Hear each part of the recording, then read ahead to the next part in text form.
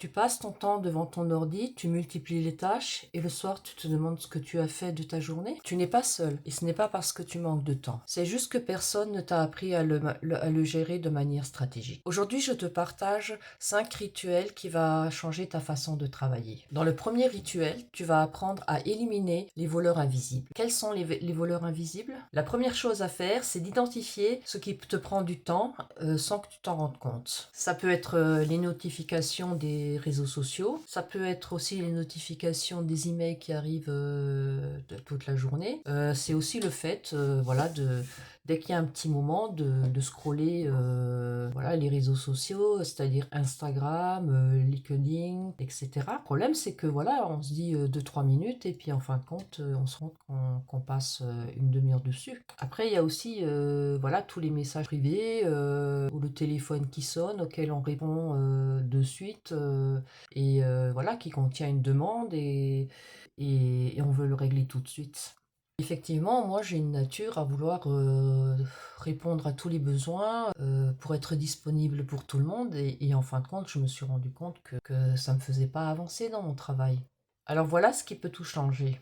La règle des 3 priorités. Le soir ou le matin, ce que tu peux faire, c'est noter 3 tâches, juste 3 tâches, hein, pas 4, pas 7, voilà, juste 3 tâches. Parmi ces 3 tâches, tu dois choisir les tâches qui vont te faire avancer dans ton business. Donc pas l'administratif, pas les choses que tu penses que c'est urgent mais qui ne l'est pas, qui ne te rapportent pas de la valeur ajoutée, mais plutôt tout ce qui génère du revenu. Par exemple, faire un script pour ta vidéo, tourner ta vidéo, la mettre en ligne, envoyer ta newsletter, enfin voilà, des choses qui sont vraiment d'ordre professionnel. Les autres tâches, tu les fais plus tard si tu as de l'énergie et du temps, ou alors tu les délègues. En ce qui concerne les notifications de toutes sortes, je te conseille de mettre le mode avion sur ton téléphone. Le but, c'est d'être concentré sur ton travail, sur ce que tu fais. Le deuxième rituel consiste à trouver les temps morts afin de faire quelque chose d'utile. Tu sais, ces moments où tu attends dans la file d'attente, à la pharmacie, à la caisse, ou alors quand tu vas chercher tes enfants.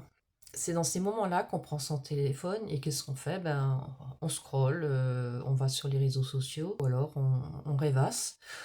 Mais bon, voilà, je dis pas que rêvasser, c'est pas une bonne chose, hein, parfois on a juste besoin de décompresser. C'est souvent dans ces moments de calme, quand on prend sa douche ou alors qu'on va se promener dans la forêt, que voilà, que les idées fusent, hein. Et là, ce que je fais, c'est que je prends mon application de notes et voilà, j'écris mes pensées. Ces petits moments ont l'air de rien, mais si tu les mets bout à bout, ben, tu vas gagner 30 minutes à 1 heure. Pour le rituel 3, on va utiliser le multitâche. Non, pas le multitâche qui prend uniquement la fonction du cerveau et de faire 2 tâches à la fois, comme lire ton script et puis répondre au téléphone. Parce que le problème, c'est que en fin de compte, ça fatigue énormément le cerveau, tu perds du temps. Parce qu'en fin de compte, on s'est rendu compte, enfin pas moi, hein, mais il y a une étude qui a été faite à Stanford. Ce qu'elle dit en fin de compte, c'est que quand on fait effectivement 2 tâches mentales l'une après l'autre, ce qui se passe, c'est que on met du temps pour se remettre dans son travail. Et donc du coup, on a l'impression d'avoir fait beaucoup de choses, mais on a pris beaucoup plus de temps. Et le problème, c'est que dans ces moments-là, en faisant ça, eh ben, c'est là qu'on fait beaucoup d'erreurs. En fait, le multitâche que je recommande, c'est de faire une activité physique tout en faisant une activité mentale. Par exemple, quand je suis en voiture, ce que je peux faire, c'est écouter un livre audio qui parle de business, tout simplement un livre audio inspirant. Je peux le faire aussi pendant que je marche, hein, que je vais me balader en forêt. Pour le rituel 4, on va parler d'une chose vraiment très importante. Il s'agit de ton rythme énergétique. En effet, on a tous dans la journée un moment où on est vraiment beaucoup plus énergique qu'à d'autres moments. Moi, par exemple, c'est le matin. Après le petit déjeuner, c'est là qu'il faut que je travaille parce que sinon, plus le temps va et plus je fatigue et mon travail s'en ressent. Et en fin d'après-midi, ce qui est assez étonnant, c'est que voilà, j'ai un regain d'énergie vers 17 heures. Donc là aussi, je prends un moment pour faire des choses où je peux vraiment me concentrer. C'est là qu'on voit que toutes les heures ne se valent pas. Mais bon, on n'a pas tous le même rythme, hein. Après, c'est à chacun vraiment de voir les horaires où il est le plus en forme et en fin de compte, de s'adapter à son corps pour faire des choses qui sont importantes. C'est dans ces moments-là que je vais faire des tâches légères, comme répondre à des mails, passer des coups de fil, ou bien simplement faire le point sur sa journée.